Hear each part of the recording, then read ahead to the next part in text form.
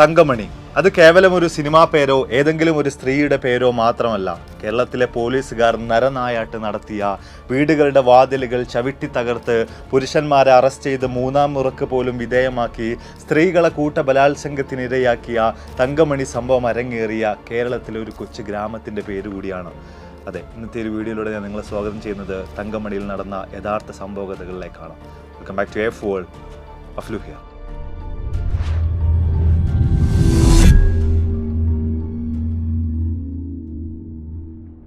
ഇടുക്കി ജില്ലയിലെ കാമാക്ഷി ഗ്രാമപഞ്ചായത്തിലെ ഒരു ഗ്രാമമാണ് തങ്കമണി എന്ന് പറയുന്നത്. എങ്ങനെയാണ് ഒരു സ്ത്രീയുടെ പേര് ഒരു ഗ്രാമത്തിന് ലഭിച്ചിട്ടുള്ളത്? ആ കാര്യത്തെക്കുറിച്ച് കൂടുതലായിട്ട് നമ്മൾ നോക്കുമ്പോൾ നമുക്ക് മനസ്സിലാക്കാൻ സാധിക്കുന്നത്, അല്ലെങ്കിൽ എത്തിച്ചേരാൻ സാധിക്കുന്നത് തൊപ്രാൻ മൂപ്പൻ്റെയും അദ്ദേഹത്തിൻ്റെ 5 മക്കളുടെയും കഥയിലേക്കാണ്. ഒരുപാടധികം വർഷങ്ങൾക്ക് മുമ്പ് ഈ പ്രദേശത്ത് താമസിച്ചിരുന്ന വ്യക്തിയായിരുന്നു തൊപ്രാൻ മൂപ്പൻ. അദ്ദേഹത്തിന് 5 മക്കളായിരുന്നു: പ്രകാശൻ, നീലി, പുഷ്പ, കാമാക്ഷി, തങ്കമണി. കൂട്ടത്തിലുള്ള ഈ തങ്കമണിക്ക് നൽകിയിട്ടുള്ള വീതം വെച്ച്, അല്ലെങ്കിൽ സ്ത്രീധനമായിട്ട് നൽകിയിട്ടുള്ള ഈ പ്രദേശമാണ് പിൽക്കാലത്ത് തങ്കമണി എന്ന പേരിൽ അറിയപ്പെട്ടെന്ന നിലയിലാണ് കഥകളും മറ്റൊക്കെ സൂചിപ്പിക്കുന്നത്. കാര്യങ്ങൾ എന്തൊക്കെ തന്നെയായാലും തങ്കമണി എന്ന് പറയുന്ന ഈ ഒരു ഗ്രാമത്തിലാണ് കേരള രാഷ്ട്രീയത്തെ പോലും പൂർണ്ണമായിട്ടും പിടിച്ചു കുലുക്കിയ തങ്കമണി സംഭവം അരങ്ങേറിയിട്ടുള്ളത്. തീർച്ചയായിട്ടും കേരള രാഷ്ട്രീയത്തൊക്കെ പിടിച്ചു കുലുക്കുക എന്നൊക്കെ പറയുമ്പോൾ വലിയ എന്തോ കാരണങ്ങളായിരിക്കും ഈ ഒരു പ്രശ്നത്തിലേക്ക് നയിച്ചത് എന്നൊക്കെ നമ്മൾ തീർച്ചയായിട്ടും വിചാരിക്കുന്നുണ്ട്. പക്ഷേ ഇവിടേക്ക് നമ്മൾ നോക്കുമ്പോൾ കേവലം ഒരു ബസ് റൂട്ടിനെ ചൊല്ലിയിട്ടുണ്ട് തർക്കങ്ങളാണ് ഇത്തരത്തിലുള്ള വലിയ ഗുരുതരമായിട്ടുള്ള പ്രശ്നങ്ങളിലേക്ക് ആ നാട്ടുകാരെ കൊണ്ടെത്തിച്ചിട്ടുള്ളതെന്ന കാര്യം നമുക്ക് മനസ്സിലാക്കാൻ സാധിക്കുന്നുണ്ട്. തങ്കമണിയിലേക്ക് കട്ടപ്പനയിൽ നിന്ന് ചില പ്രൈവറ്റ് ബസ്സുകൾ സർവീസ് നടത്തിയിട്ടുണ്ടായിരുന്നു. പക്ഷേ ഈ ഒരു തങ്കമണിയിലേക്ക് എത്തുന്നതിന് കുറച്ച് മുമ്പാണ് പാറമട എന്ന് പറഞ്ഞ സ്ഥലമുള്ളത്.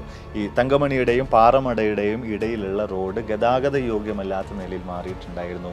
റോഡ് പൂർണ്ണമായിട്ടും പൊട്ടിപ്പൊളിഞ്ഞു കിടക്കുകയായിരുന്നു.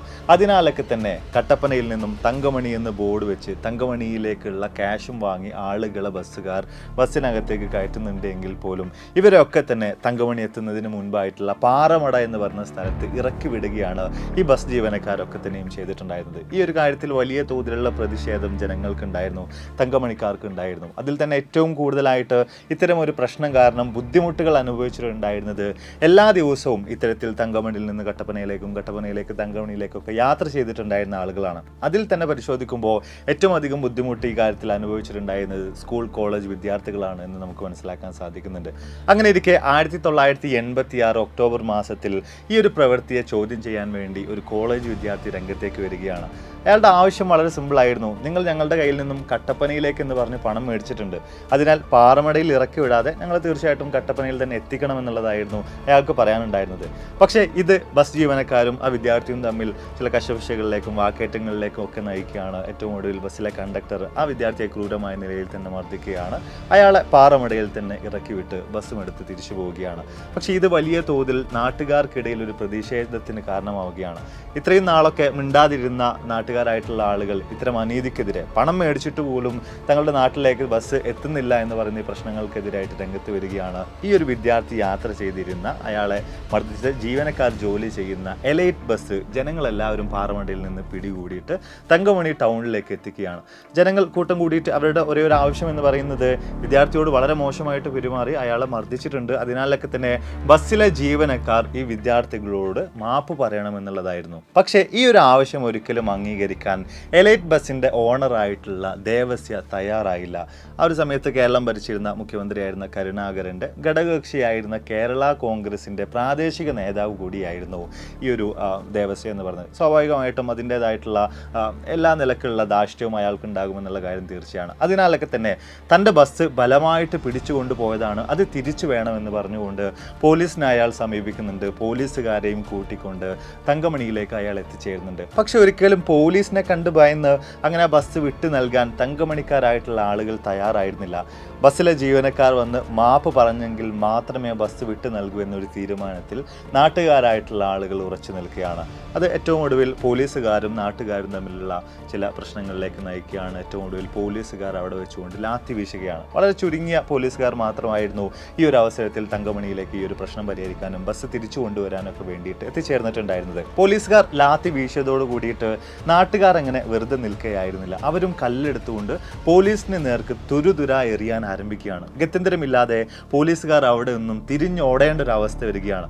അതും പോലീസുകാരാട്ടെ തങ്ങളുടെ ജീപ്പിൽ ഈ പൊട്ടിപ്പൊളിഞ്ഞ റോഡിലൂടെ പതിയെയാണ് തിരിച്ച് പോലീസ് സ്റ്റേഷനിലേക്കൊക്കെ വന്നിട്ടുണ്ടായിരുന്നത്. അപ്പോൾ പോലും തങ്കമണിക്കാരായിട്ടുള്ള ആളുകൾ പോലീസിനെ പിന്തുടർന്നുകൊണ്ട് നിരന്തരമായിട്ട് കല്ലെറിഞ്ഞുകൊണ്ടേയിരുന്നു. പോലീസുകാരെ സംബന്ധിച്ചിടത്തോളം ഇത്തരം ഒരു കാര്യം നടക്കുക എന്ന് പറയുന്നത് ഏറ്റവും വലിയൊരു മാനക്കേടായിട്ട് തന്നെ അവർ കണക്കാക്കുകയാണ്. അതിനാൽ തന്നെ വലിയ തോതിലുള്ള വൈരാഗ്യവും വിദ്വേഷവും ഒക്കെ മനസ്സിൽ വെച്ചുകൊണ്ട് പിറ്റേ ദിവസം വലിയ പോലീസ് സന്നാഹത്തോടു കൂടിയിട്ട് പീരിമേഡ് CA ആയിരുന്ന IC തമ്പാന്റെ നേതൃത്വത്തിൽ പോലീസുകാർ പിന്നെയും ഈ ഒരു തങ്കമണിയിലേക്ക് എത്തിച്ചേരുകയാണ്. ഇപ്രാവശ്യം കഴിഞ്ഞ ദിവസത്തെ പോലെ ആയിരുന്നില്ല. എല്ലാവിധ സന്നാഹങ്ങളോടും കൂടിയിട്ട് ഒട്ടനവധി പോലീസുകാരുണ്ടായിരുന്നു. അതോടുകൂടിയിട്ട് കാര്യം തീർച്ചയായിട്ടും വഷളാകും എന്ന് തോന്നിയിട്ടുണ്ടായിരുന്ന ഈ ഒരു തങ്കമണിയിലെ വികാരിയും അതുപോലെ തന്നെ പഞ്ചായത്ത് പ്രസിഡന്റും ഒക്കെ ഒരു സമാധാന ചർച്ചയിലൂടെ കാര്യങ്ങൾ ഒത്തുതീർപ്പാക്കാൻ വേണ്ടിയിട്ടുള്ള ശ്രമങ്ങൾ നടത്തുന്നുണ്ട്. പക്ഷെ ഒരിക്കലും IC തമ്പാൻ ഈ സമാധാന ചർച്ചകൾക്കൊന്നും തന്നെ തയ്യാറാകുന്നില്ല എന്ന് മാത്രമല്ല, ആ സാധാരണക്കാരായിട്ടുള്ള ജനങ്ങളെ പോലീസുകാർ ക്രൂരമായ നിലയിൽ തന്നെ കൈകാര്യം ചെയ്യുകയാണ്. അതിനും അപ്പുറത്തേക്ക് തീർത്തും അപ്രതീക്ഷിതമായി ആ ജനങ്ങൾക്ക് നേർക്ക് അവർ വെടിയുതിർക്കുക കൂടി ചെയ്യുകയാണ്. അന്നത്തെ ആ ഒരു വെടിവെപ്പിൽ കോഴിമല അവറാച്ചൻ എന്ന് പറയുന്ന ഒരു വ്യക്തി തൽക്ഷണം തന്നെ മരണപ്പെടുകയാണ്. അതുപോലെ തന്നെ ഉടുമ്പൊക്കൽ മാത്യു എന്ന് പറയുന്ന വ്യക്തിക്ക് അദ്ദേഹത്തിൻ്റെ ഇരുകാലുകളും നഷ്ടപ്പെടുകയാണ്. ഇത്തരത്തിലുള്ള ഒരു സാഹചര്യം കൂടെ അവിടെ സൃഷ്ടിക്കപ്പെട്ടപ്പോൾ ജനങ്ങൾ പിന്നെയും വലിയ തോതിൽ തന്നെ പോലീസുകാരോടുള്ള വിദ്വേഷം കാരണമായിട്ട് അവർക്കെതിരെ പ്രവർത്തിക്കുന്നതിന് വേണ്ടിയിട്ട് തങ്കമണിയുടെ പല ഭാഗങ്ങളിലായിട്ട് തടിച്ചുകൂടാൻ ആരംഭിക്കുകയാണ്. കാര്യങ്ങൾ വീണ്ടും ഗുരുതരമായ പ്രശ്നങ്ങളിലേക്ക് നീങ്ങുന്നുവെന്ന് കണ്ട പോലീസുകാർ കൂടുതൽ പോലീസുകാരെ തങ്കമണിയിലേക്ക് എത്തിക്കുകയാണ്. ഏറെക്കുറെ 40ഓളം വാനുകളിലായിട്ട് പിന്നെയും ഒരുപാടധികം പോലീസുകാർ തങ്കമണിയിലേക്ക് എത്തിച്ചേരുന്നുണ്ട്. പിന്നീട് തങ്കമണി കണ്ടത് പോലീസുകാരുടെ നരനായാട്ട് തന്നെയായിരുന്നു. വഴിയിൽ കണ്ടവരെല്ലാം തന്നെ വളരെ ക്രൂരമായ നിലയിൽ പോലീസുകാർ തല്ലിച്ചതക്കുകയാണ്. മറ്റു പലരെയും പോലീസുകാർ അറസ്റ്റ് ചെയ്ത് കട്ടപ്പന പോലീസ് സ്റ്റേഷനിലേക്ക് എത്തിക്കുകയും പോലീസുകാരുടെ 3-ാം മുറ ഉൾപ്പെടെയുള്ള വളരെ ക്രൂരമായ ശിക്ഷാരീതികൾ പോലും ഈ സാധാരണക്കാരായ തങ്കമണിയിലെ ജനങ്ങൾക്ക് നേർക്ക്, പുരുഷന്മാർക്ക് നേർക്ക് അഴിച്ചുവിടുകയാണ്. പോലീസുകാരുടെ ഇത്തരത്തിലുള്ള ക്രൂരതകൾ ഭയന്നുകൊണ്ട്, പോലീസുകാരെ പേടിച്ചുകൊണ്ട് തങ്ങളുടെ വീടുകളിൽ നിന്നും പല പുരുഷന്മാരും തോട്ടങ്ങളിലേക്കും മറ്റുമൊക്കെ ഓടി രക്ഷപ്പെടുകയാണ്. അവരൊക്കെ അപ്പോഴും വിചാരിച്ചിരുന്നത് പോലീസുകാർ ഒരിക്കലും സ്ത്രീകളെയും കുട്ടികളെയും ഒന്നും യാതൊരു വിധത്തിലും ഉപദ്രവിക്കില്ല, ഒന്നും ചെയ്യില്ല എന്ന നിലക്കായിരുന്നു.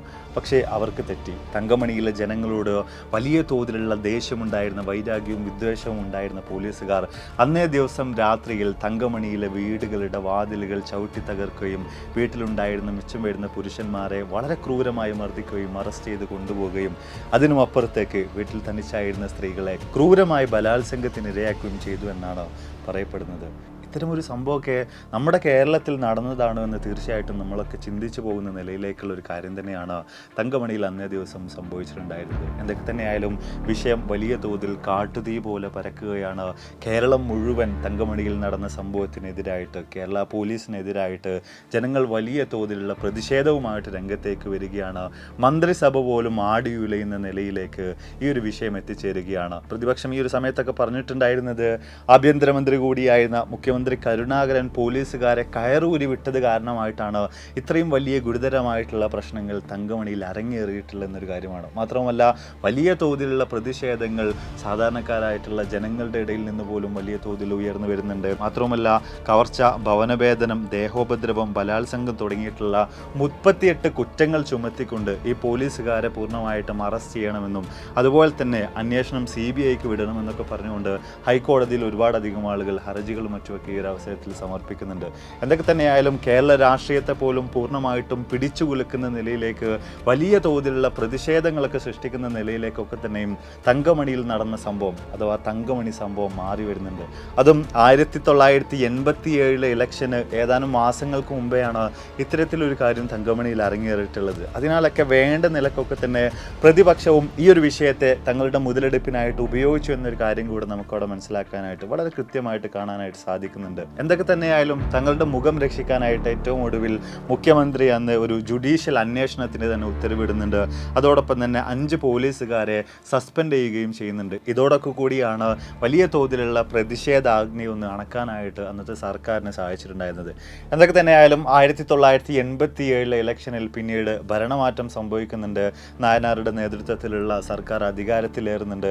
പക്ഷേ അവിടെയും നമ്മൾ പരിശോധിക്കുകയാണെങ്കിൽ തങ്കമണിയുമായി ബന്ധപ്പെട്ട അവിടെയുള്ള ആളുകൾ അനുഭവിച്ചിട്ടുണ്ടായിരുന്ന പ്രശ്നങ്ങളുമായി ബന്ധപ്പെട്ട കാര്യങ്ങളൊക്കെ കോടതിയിലേക്ക് എത്തിച്ചേരുമ്പോൾ അവിടെയും ഈ ബലാത്സംഗവുമായി ബന്ധപ്പെട്ട കാര്യങ്ങൾക്ക് കൃത്യമായിട്ടുള്ള തെളിവുകളൊന്നും സമർപ്പിക്കാനായിട്ട് പ്രോസിക്യൂഷന് സാധിക്കാതെ വരുന്നുണ്ട്. അതിനാലൊക്കെ തന്നെ ബലാത്സംഗം പോലുള്ള കാര്യങ്ങൾ വലിയൊരു ആരോപണം മാത്രമായിട്ട് അവശേഷിക്കുന്നുണ്ട്. പക്ഷേ ഇത്തരം ഒരു കാര്യം അവിടെ സംഭവിച്ചില്ല എന്ന കാര്യത്തെക്കുറിച്ച് നമ്മൾ നോക്കുകയാണെങ്കിൽ 86-ൽ ഇത്തരമൊരു പ്രശ്നം സംഭവിച്ച അവസരത്തിൽ നായനാർ പോലും നിയമസഭയിൽ പറഞ്ഞത് 42ഓളം സ്ത്രീകളുടെ പരാതികൾ തനിക്ക് നേരിട്ട് ലഭിച്ചിട്ടുണ്ട്. പോലീസുകാരെ ഭയന്നോ അല്ലെങ്കിൽ പോലീസ് ഉപദ്രവിക്കുമെന്ന് പേടിച്ചോ ഒക്കെയാണ് ഇവരൊന്നും തന്നെ ഇത്തരത്തിലുള്ള തങ്ങളുടെ പരാതികൾ അറിയിക്കാത്തത് എന്ന നിലയിലുള്ള ഒരു കാര്യമാണ്. മാത്രമല്ല നായനാർ മന്ത്രിസഭ അധികാരത്തിലേറിയതിനു ശേഷവും ജസ്റ്റിസ് ശ്രീദേവിയുടെ നേതൃത്വത്തിൽ ഈ ഒരു വിഷയത്തിൽ ഒരു ജുഡീഷ്യൽ അന്വേഷണത്തിന് പ്രഖ്യാപനം നടക്കുന്നുണ്ട്. ആ ഒരു അന്വേഷണത്തിൻ്റെ റിപ്പോർട്ടുകൾ പ്രകാരം നമ്മൾ മനസ്സിലാക്കാൻ സാധിക്കുന്നത് 80ഓളം പോലീസുകാർ സ്ത്രീകൾക്കും പെൺകുട്ടികൾക്കും നേർക്കായിട്ട് വലിയ തോതിലുള്ള വ്യാപകമായിട്ടുള്ള ലൈംഗിക അതിക്രമങ്ങൾ അന്ന ദിവസം നടത്തിയെന്ന് പറയുന്ന കാര്യങ്ങളൊക്കെ തന്നെയാണ്. പക്ഷേ കോടതിയിലെത്തുമ്പോൾ ഇത്തരം ഒരു കാര്യത്തിൻ്റെ തെളിവുകൾ പോലും അവിടെ ലഭ്യമായിട്ടുണ്ടായിരുന്നില്ല. അപ്പോൾ ഒന്നുകിൽ നമുക്കിതിനെല്ലാം ചേർത്ത് വെച്ചുകൊണ്ട് രാഷ്ട്രീയപരമായിട്ടുള്ള മുതലെടുപ്പുകൾക്ക് വേണ്ടി ഇത്തരത്തിലുള്ള വ്യാപകമായിട്ടുള്ള പല ഇല്ലാത്ത കാര്യങ്ങളും ഈ ഒരു വിഷയങ്ങളുമായി ചേർത്ത് വെച്ചുകൊണ്ടുള്ള പ്രചരണങ്ങൾ അല്ലെങ്കിൽ ഒരു പ്രചരണ ആയുധം പോലും ആക്കുന്നതിന് വേണ്ടിയിട്ടുള്ള കാര്യങ്ങളൊക്കെ തന്നെ ചെയ്തിട്ടുണ്ടായിരുന്നു എന്നൊക്കെ നമുക്ക് ഇതിൽ നിന്ന് മനസ്സിലാക്കാൻ സാധിക്കുന്നുണ്ട്. അപ്പോൾ എന്തായാലും നമ്മൾ വീഡിയോസ് അതിൻ്റെ ആണ് തങ്കമണി സംഭവത്തെക്കുറിച്ച് വ്യക്തമായിട്ടൊരു ധാരണ നിങ്ങൾക്ക് ലഭിച്ചാണെന്ന് വിചാരിക്കുന്നു. ഇപ്പോൾ ഇത് തന്നെയാണോ യഥാർത്ഥത്തിൽ മൂവി എന്ന് വെക്കുമ്പോൾ നമ്മൾ മുമ്പും വ്യത്യസ്ത തരത്തിലുള്ള ഒരുപാടധികം മൂവികളുടെ റിയൽ സ്റ്റോറികൾ ചെയ്തിട്ടുണ്ട്. അവിടെ പറഞ്ഞതുപോലെ തന്നെയാണ് ഇവിടെ നമുക്ക് പറയാനുള്ളത്. പ്രത്യേകിച്ച് നടൻ ദിലീപ് പോലും പറഞ്ഞിട്ടുള്ളത് ഫിക്ഷൻ പ്ലസ് റിയൽ സ്റ്റോറി എന്നുള്ള നിലക്ക് തന്നെയാണ് ഈ ഒരു മൂവി ചെയ്തിട്ടുള്ളത്. അപ്പോൾ സംവിധായകൻ്റേതായിട്ടുള്ള വ്യത്യസ്ത തരത്തിലുള്ള കൂട്ടിച്ചേർക്കലുകളും മാറ്റങ്ങളും ഒക്കെ തീർച്ചയായിട്ടും സിനിമയിൽ നമുക്ക് കാണാൻ സാധിക്കുന്നതായിരിക്കും. അതിനാലൊക്കെ തന്നെ ആയിരിക്കണം ഈ ഒരു സിനിമയുടെ പേര് പോലും മാറ്റണമെന്ന് പറഞ്ഞിട്ടുള്ള കേസുകളൊക്കെ കോടതിയിൽ എത്തിയിരുന്ന അവസരത്തിൽ അത്തരത്തിലുള്ള കാര്യങ്ങളൊന്നും തന്നെ സംഭവിക്കാതെ തങ്കമണി എന്ന പേരിൽ തന്നെ ഇപ്പോൾ ഈ ഒരു സിനിമ പുറത്തിറങ്ങുന്നത്. അപ്പോൾ വീഡിയോയെക്കുറിച്ചുള്ള നിങ്ങളുടെ അഭിപ്രായങ്ങളും ഇത്തരത്തിലുള്ള വളരെ ദാരുണമായിട്ടുള്ള ഒരു സംഭവത്തെക്കുറിച്ചുള്ള നിങ്ങളുടെ കാഴ്ചപ്പാടുകളും ഒക്കെ തീർച്ചയായിട്ടും താഴ്ന്നു രേഖപ്പെടുത്താൻ മറക്കരുത്. അതുപോലെ തന്നെ ഇത് 1986-ൽ നടന്നിട്ടുള്ള ഒരു കാര്യമാണ്. ഇപ്പോൾ നമ്മൾ പരിശോധിച്ച് നോക്കുമ്പോൾ ഇതുമായി ബന്ധപ്പെട്ട കൂടുതൽ ഡാറ്റകൾ അല്ലെങ്കിൽ കൃത്യമായിട്ടുള്ള ഡാറ്റകൾ പരിശോധിക്കുകയാണെങ്കിൽ തന്നെ വ്യത്യസ്ത സോഴ്സുകളിൽ പലതരത്തിലുള്ള മാറ്റങ്ങൾ പലതിലും കാണാനായിട്ട് സാധിക്കുന്നുണ്ട്. അപ്പോൾ അതിൽ നിന്ന് തന്നെ വിശ്വാസയോഗ്യമായിട്ടുള്ള കാര്യങ്ങളൊക്കെ എടുത്തുകൊണ്ടാണ് ഈ ഒരു വീഡിയോ ഞാൻ നിങ്ങളിലേക്ക് അവതരിപ്പിച്ചിട്ടുള്ളത്. അപ്പോൾ ഇതിലും എന്തെങ്കിലും തരത്തിലുള്ള മാറ്റങ്ങൾ വ്യത്യാസങ്ങളൊക്കെ നിങ്ങൾക്ക് അറിയുന്നുണ്ടെങ്കിൽ അതിനെക്കുറിച്ചും തീർച്ചയായും താഴ്ന്ന് രേഖപ്പെടുത്തുക. അപ്പോൾ ഇതിൽ നല്ല ഒരുപാടധികം വീഡിയോസുകളുമായി കണ്ടുവിട്ടാണ് പ്രതീക്ഷയോടെ.